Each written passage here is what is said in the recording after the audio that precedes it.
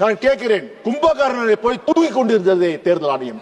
இத்தனை ஆண்டுகளாக எந்த சீரும் செய்யாமல் போலி வாக்காளர்கள் இருக்கிறார்கள், தவறான வாக்குகள் இருக்கிறார்கள். நான் உடனே சரி, அது ஏன் 3 மாதத்துக்கு செய்கிறீர்கள்? செய்ய வேண்டும் என்றால் 6 மாதத்துக்கு செய்கிறீர்கள். இது என்னன்னா, இதை பார்க்கும் போது எங்களுக்கு ஒரு அச்சம் வருகிறது. என்ன அச்சம்? 2014ஆம் ஆண்டு பார்த்தீர்கள் என்றால் நவம்பர் 8ஆம் தேதி ஒருத்தர் வந்தார், தொலைக்காட்சியில் 8 மணிக்கு வந்தார். என்ன செய்தார்? அவசரகதியிலே இன்று முதல் 500 ரூபாய் நோட்டுகளும் 1000 ரூபாய் நோட்டுகளும் செல்லுபடி ஆகாது என்றார்.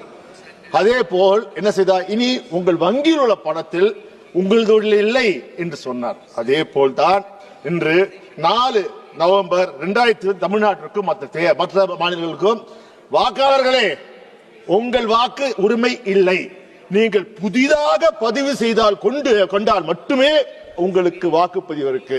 உங்கள் வாக்குரிமையை நாங்கள் இரவோடு இரவாக நவம்பர் மாதம் நாங்கள் புடுங்கிக் கொண்டோம். அப்பொழுது அச்சம் வராதா? இதற்கு பின்னால் யார் இருக்கிறார்? இந்த மாதிரி சிந்தனைகள் எல்லாம் ஒருவருக்கு மட்டும்தானே வரும். அது நம்ம இந்திய பிரதமர் மோடிக்கு மட்டும்தானே வரும். இரவோடு இரவாக அனைத்தையும் கலைத்துவிட்டு புதிதாக சேர்க்கின்ற எண்ணம் யாருக்கு வரும்? அது மட்டுமா? அவர் செய்கின்ற ஒவ்வொரு இதிலும் எத்தனை உயிர் சேதங்கள் நடக்கிறது. கிட்டத்தட்ட பார்த்தீர்கள் என்றால் 29 நாட்களிலே சுமார் 47 பேர் உயிரிழந்திருக்கிறார்கள். அது குறிப்பாக எஸ்ஐஆர் பணியிலே ஈடுபட்ட போது இது சரியா? இதனால முறையா?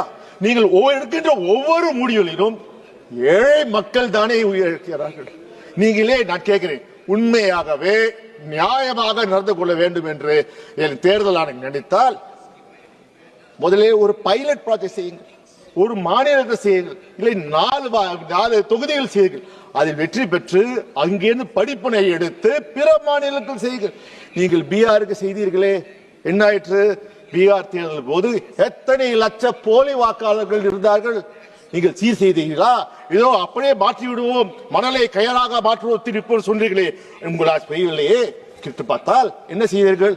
நாங்கள் கிட்டத்தட்ட நமது இவர் புதிதாக நீ இந்தியனா இல்லையா என்று கண்டுபிடிக்கிறேன் என்ற முயற்சியில் தேர்தல் ஆணையம் ஈடுபடு. அதுதான் உண்மையிலே